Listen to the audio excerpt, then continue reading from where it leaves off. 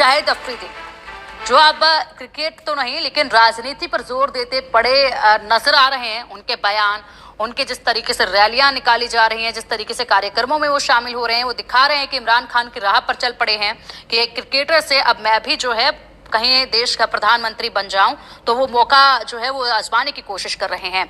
लेकिन इसी बीच बड़े शर्म की बात यह है कि भारतीय ने जिस तरीके से, केरल के ग्रुप ने जिस तरीके से इनका स्वागत किया है, क्या लगता है आपको, क्या इन लोगों में समझ नहीं थी या इन लोगों को मालूम नहीं था कि शाहिद अफरीदी भारत के लिए, भारत के लोगों के लिए अपने मन में कितना जहर रखता है?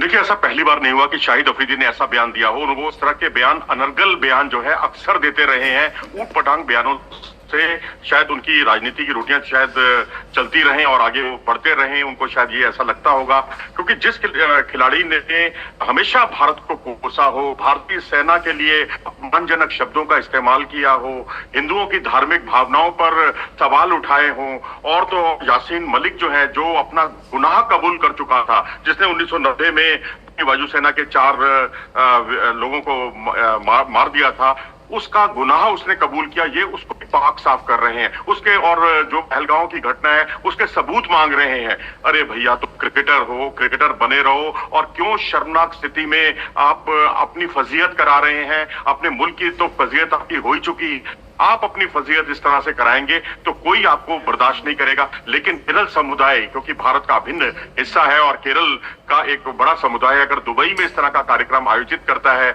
उनके सम्मान में कसीदे पढ़ता है, उनको उनके लिए बूम बूम अफरीदी कहकर जो है नारे लगाता है, तो मैं तो कहूंगा कि ये अनजाना नहीं बल्कि ये एक जानबूझकर की गई हरकत है। अगर ये अनजाने में भी हुई है तो भी इस पर एक्शन लिया जाना चाहिए भारत सरकार को गंभीरता से, और निश्चित तौर पर इसके लिए जो भी सख्त कदम उठाने की आवश्यकता हो वो उठाए जाने चाहिए। क्योंकि आप एक ऐसे व्यक्ति का समर्थन कर रहे हैं अप्रत्यक्ष रूप से, जो आपकी भारतीय सेना पर सवाल उठाता है, अपमानित करता है, और ऐसे अनर्गल बयान उसके आज नहीं पिछले कई वर्षों से हम देख रहे हैं। कभी वो कश्मीर के नागरिकों को स्वतंत्रता देने की बात करते हैं कि उनको फ्री हैंड दे देना चाहिए, उनको इसका अधिकार देना चाहिए। भाई, तुम क्रिकेटर हो, तुम अपने हदों को पार मत करो। आप आतंकवादियों के पक्ष में खुलकर बयानबाजी मत करो। और जो भी आतंक होता है, आतंक से पीड़ित होता है, ये आप उनके दिल से जाकर पूछो कि उन्होंने आप घर का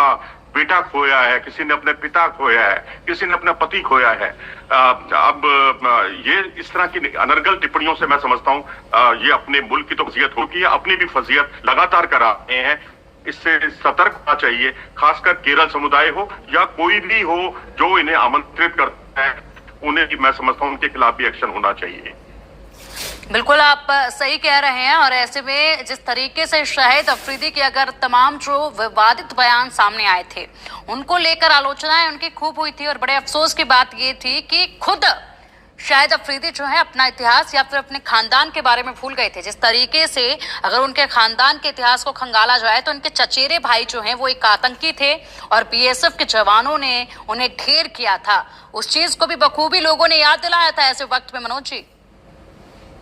जी बिल्कुल, और मैं समझता हूँ आपको अपने घर का जो है इतिहास पता होना चाहिए, आपको अपने मुल्क का पता होना चाहिए। कभी आप कहते हो कि ऐसा हो ही नहीं सकता और आप नालायक हैं, और दूसरी भारतीय आर्मी के लिए आप इतने अपमानजनक शब्दों का इस्तेमाल करते हैं, और अपनी बेटी तक को नहीं बख्शते आप। आपकी बेटी है एक सीरियल्स देखती है, टीवी देखती है, और उसके बाद वो कहता है कि वो एक खुलेआम बोलते हैं, इस तरह का बकवास करते हैं कि मेरे हाथ में मैंने देखा मेरी बेटी के हाथ में एक थाली थी, पता नहीं यूं करके घुमा रही थी। इस तरह के सीरियल से बाज आना चाहिए, इस तरह की हिंदू मानसिकता को हमें दरकिनार करना चाहिए। इस तरह के जो ऊट पटांग जो टिप्पणियां करते हैं, मुझे लगता है कि हम तो खैर क्या एक्शन लेंगे, लेकिन ऐसे लोगों से हमें सावधान रहना चाहिए और उनसे दूरी बनानी बहुत जरूरी है।